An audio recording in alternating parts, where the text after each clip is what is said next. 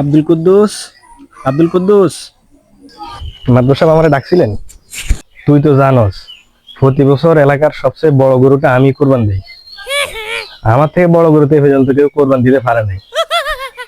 তো প্রতি বছর না, এবারও আমি চিন্তা করছি সবচেয়ে বড় গরুটা আমি কোরবান দিব। যদিও এবার ফসলের অবস্থাটা একটু খারাপ, তারপরেও মান সম্মানের ব্যাপার আছে না। তো এইবার সবচেয়ে বড় গরুটা আমি কোরবান দিব। তুই বড় গরু কোথায় আছে তুই ব্যবস্থা কর।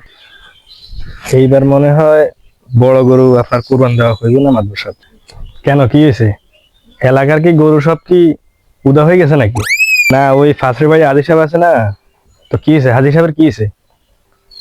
10 লাখ টাকা দিয়ে একটা বিরাট গরু লই আছে। এখন এলাকার মানুষ তো ওই গরু নিয়ে সবাই মাতামাতি করতেছে। কি কস? তাহলে তো এবার হাজি সাহেবের কাছে আমার মান সম্মান সব ধুলাই মিশে যাইব রে। না না না, আমাকে যেমনি হোক এর থেকে বড় গরু কোরবান দিতে হবে। তুই বড় গরু কোথায় আছে তুই ব্যবস্থা কর, বাকিটা আমি দেখতেছি। কি মুসিবতে পড়লাম মাদবর সাহেব।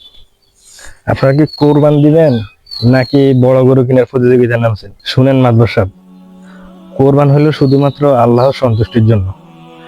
কোরবানির গরুর এই রক্ত মাংস এগুলা কোনো কিছুই আল্লাহর কাছে ফুঁসবে না। শুধু ফুঁসবে আপনার এই নিয়তটা। এই নিয়ত যদি আপনার ঠিক না থাকে, তাহলে এই কোরবানি যত বড় গরু দিয়ে দেন আর যত লোক দেখানোই হোক, এই কোরবান আল্লাহর কাছে কবুল হবে না। তাই আমাদের সকলেরই উচিত লোক দেখানো কোরবানি না দিয়ে নিজের সামর্থ্যের মধ্যে নিয়ত পরিশুদ্ধ রেখে সবচেয়ে উত্তম পশুটা কোরবানি দেওয়ার মধ্যেই হচ্ছে কল্যাণ।